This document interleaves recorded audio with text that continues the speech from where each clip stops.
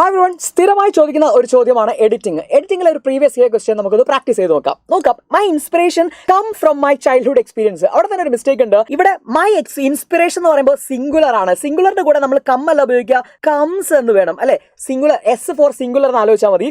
From my childhood experiences and observation on rural Kenya എന്ന് പറയുന്നു. On rural Kenya എന്ന് പറയില്ല. സ്ഥലത്തിന് മുമ്പിൽ നമ്മൾ ഇന്നാണ് യൂസ് ചെയ്യുക, അല്ലെങ്കിൽ അറ്റ് യൂസ് ചെയ്യും. ഇവിടെ ഇന്നാണ് ഏറ്റവും സ്യൂട്ടബിൾ ആയിട്ടുള്ളത്, വലിയ സ്ഥലമായതുകൊണ്ട്. Next, as I was growing up, I witnessed forests being cleared. തെറ്റാണ്. ഈ ബീൻ അല്ല പറയാ, നമുക്ക് പറയുമ്പോൾ തന്നെ അറിയാം being cleared എന്ന ആ വേർഡാണ് യൂസ് ചെയ്യേണ്ടത് അല്ലേ.